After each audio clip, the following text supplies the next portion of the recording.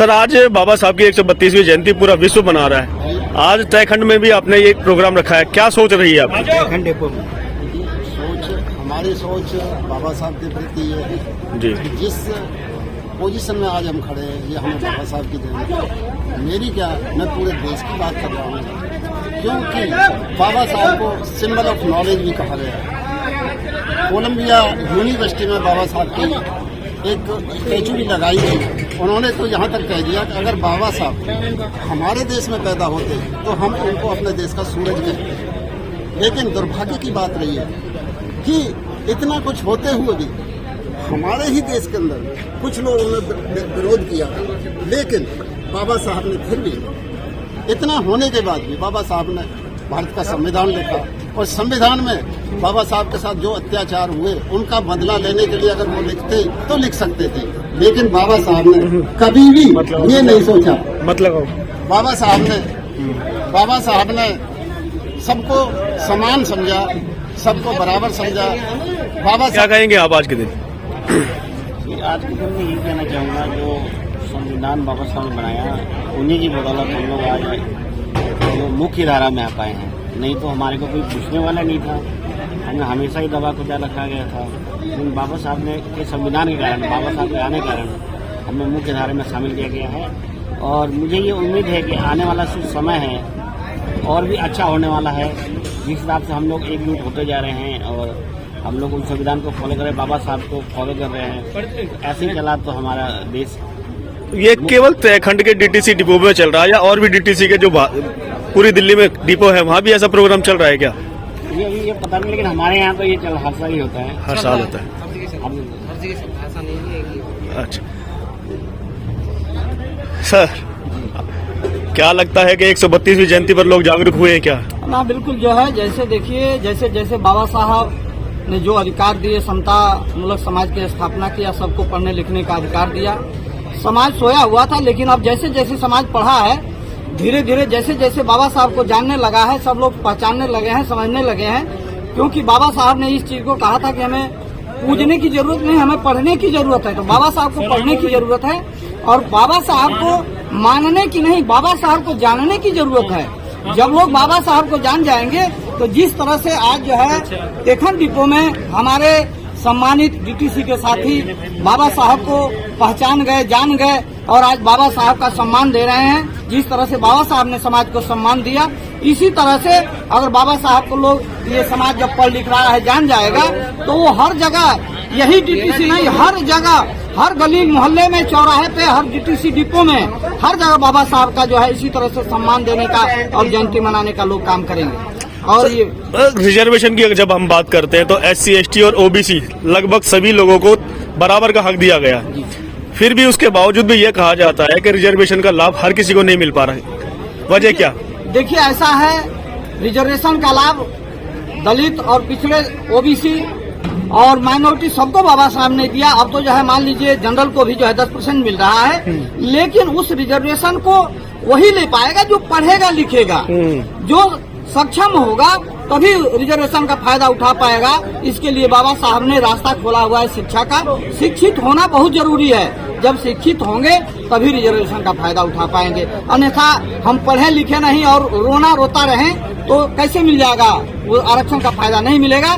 इसलिए आरक्षण अधिकार लेने के लिए पढ़ना पड़ेगा, लड़ना पड़ेगा, तभी आरक्षण का लाभ फायदा ले सकते। 132वीं जयंती बाबा साहब की पूरे विश्व में मनाई जा रही है, तो इस उपलक्ष्य में आपको लगता नहीं कि देश में भी जो जिस तरीके की क्रांति इस बार पैदा हुई है वो हर साल देखने को मिलनी चाहिए? मैं इस मौके पर आपको बार बार धन्यवाद करूंगा और यहाँ के कर्मचारी, अधिकारी, जो भी साथी इस प्रोग्राम में सम्मिलित हुए उनका भी मैं तहे दिल से धन्यवाद करूंगा। रही बाबा साहब की बात, विश्व ने ही बाबा साहब के विचारों की धारा इतनी तेज हो गई है, इतनी तेज हो गई है कि जो बाबा साहब को देखना पसंद नहीं करते वो आज बाबा साहब की मूर्ति लगाकर उन पर फूल चढ़ाना पसंद करते हैं। तो आप खुद ही समझ लीजिए कितना बड़ा बदलाव है। और बाबा साहब के ज्ञान से हमारी जो शान में जो इजाफा हुआ है तो हम उनको कैसे भूल सकते हैं। लोगों को संदेश क्या रहेगा आज के दिन? लोगों को मेरा संदेश रहेगा कि बाबा जैसा मसीहा, बाबा साहब जैसे मसीहा ने इस देश के जनमानस को जो काम किया, बिना भेद के, बिना भाव के, बिना ऊंच और बिना नीच के सभी को बराबर का अधिकार दिया। नहीं तो मान लीजिए कि आज अगर मान लो राजनीति के अखाड़े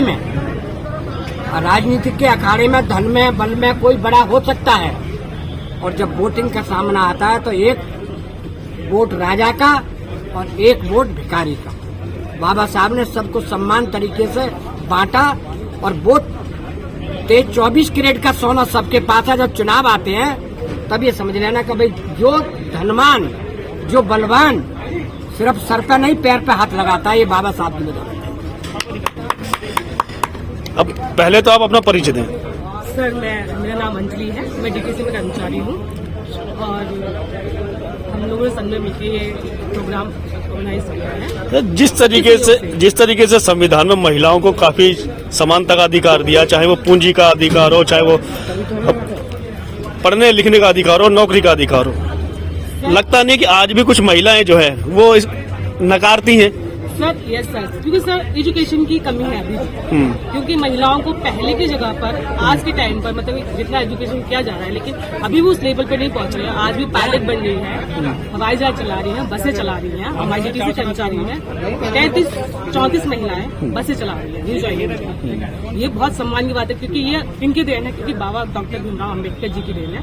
क्योंकि उससे पहले शिक्षा का मेरे ख्याल में इतने पुरुषों के बीच में खड़ा होना भी असंभव सी बात थी महिलाओं के लिए। अभी भी मेरी कुछ सहेली है या महिलाएं हैं, हिचकती हैं हमें जेंट्सों के बीच में खड़े होने में, क्योंकि उन्हें कहीं ना कहीं कॉन्फिडेंस नहीं है, क्योंकि एजुकेशन की उनको अभी भी नहीं, क्योंकि वो घर तक सीमित है, क्योंकि वो पढ़ना नहीं चाहती हैं कि क्या हमारे किसने क्या डॉक्टर भीमराव अम्बेडकर जी के बारे में अभी भी कई महिलाएं नहीं जानती क्यों हम कर रहे हैं। वो सोचते कि मतलब कि लोगों की भावना है कि वो पिछड़ी जाते थे इसलिए करें, लेकिन मैं इस चीज को नहीं समझती। अच्छा, इसी बात को आगे बढ़ाते हैं कि दलितों का नेता ही क्यों कहा जाता है बाबा साहब को, जबकि वो तो सब जितने भी पूरे परिवार माना है, चाहे कोई भी हो, वो किसी भी धर्म से हो, किसी भी जाति से हो, उन्होंने उनको परिवार मानना है। उन्होंने कहा जब एजुकेशन होगी तो इंसान मुझको भी समझेगा और सब चीज को समझेगा। और लेकिन इस चीज को अभी भी मतलब कि लोगों के विचार नहीं है, क्योंकि एजुकेशन की कमी है। सबसे बड़ी प्रॉब्लम है एजुकेशन की कमी। एक महिला शिक्षित होगी तो पूरा परिवार शिक्षित होता है और पूरा देश शिक्षित होता है। उसका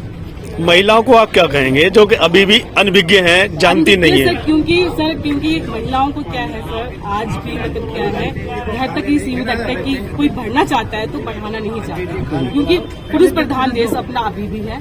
महिलाओं को क्या है, थोड़ा सा सपोर्ट करना बहुत जरूरी है, क्योंकि वो आज तक तो घर से बाहर निकली नहीं है, लेकिन आगे निकलना चाहती है।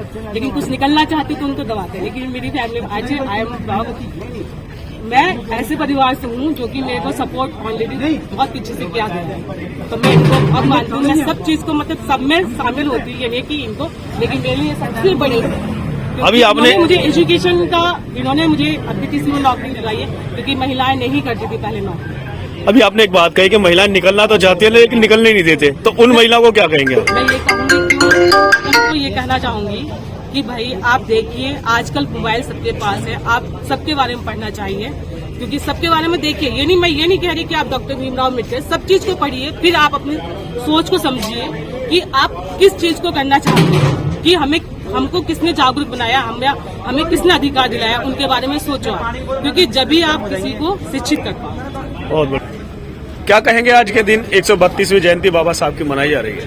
पहले तो मैं यही बोलूँगा कि डॉक्टर भीमराव अम्बेडकर ये एक नाम नहीं, अपना अपने एक ब्रांड है, जो ये दुनिया और देश सब अच्छी तरह मानते हैं कि ये डॉक्टर भीमराव अम्बेडकर एक ब्रांड के रूप में जो उठ रहे हैं, ये एक ब्रांड है। और दूसरी बात क्या है, दूसरी बात यह है, ये जो हम 132वीं डॉक्टर भीमराव अम्बेडकर जयंती जो मना रहे हैं, वो एक हर्ष और उल्लास का विषय है। क्योंकि हर्ष का विषय इसलिए कि इन्हें सब जानने लग गए हैं और जानने के साथ साथ मानने भी लग गए हैं। पहले क्या था, पहले कम जानते थे तो इसलिए कम मानते थे, लेकिन आज आप देख रहे होंगे कि बहुत ज्यादा की तादाद में इन्हें मानते हैं। और ऐसा नहीं है कि ये दलितों के नेता हैं, ये दलितों के नेता ना हो कि ये सभी के नेता हैं, क्योंकि इन्होंने एक ऐसा मार्गदर्शन दिया है, सभी के लिए वो मार्गदर्शन रहा है। ऐसा नहीं है कि किसी एक चीज के लिए इन्होंने काम करा है। और लोगों की सोच और लोगों का मानना सिर्फ यही है कि ये केवल दलितों का मसीहा बना करके ही इन्हें रखा जाए। ऐसा नहीं है, आप अच्छी तरह जानते हैं और सब ये जानते हैं कि जो हमें वर्किंग आवर जो है 8 घंटे जो है वो बाबा साहब की ही देन है। और दूसरी बात क्या है, ये जो पेंशन योजना, बीमा योजना जो है ये बाबा साहब की ही देन है। इंश्योरेंस की योजना भी बाबा साहब की देन है। और आपको बता दूं, ये जो आपने अभी जो बीच में बोला था कि ये एक किसी जाति सूचक शब्द के लिए नहीं है, ये सभी के लिए है। और सभी का स्नेह और प्यार बाबा साहब बना रहे, हम पे बना रहे, हम उन्हीं के अनुयायी हैं और उन्हीं का जो मार्गदर्शन है उसी के पर चल रहे हैं। और ये पिछले 5 साल से हमारे डिपो में डॉक्टर भीमराव अंबेडकर जी की जयंती बड़े हर्ष और उल्लास के साथ मनाई जाती है और हमारा पूरा डिपो इसकी सहयोग करता है। कोई ऐसा नहीं है कि एक बंदा सहयोग करे, हमारे पूरे के पूरे डिपो में जितने भी हमारे माननीय अधिकारी हैं वो सारे के सारे हमारे डिपो में पूरे बढ़ चढ़कर भाग लेते हैं इस चीज में, इस शामिल होने के लिए। और आपने देखा होगा, अगर आप जल्दी आए होंगे देखा होगा कि सब अपना अपना कार्य कर रहे थे। कोई पानी ला रहा था, कोई कुछ ला रहा था, कोई कुछ ला रहा था। तो ऐसा नहीं है कि ये किसी एक बंदे का भंडारा है, ये सभी का भंडारा है। और आप देख रहे होंगे कि सबके सब प्रसाद खुशियां मना आदि रहे हैं। बहुत बढ़िया, जय धन्यवाद। जय भारत।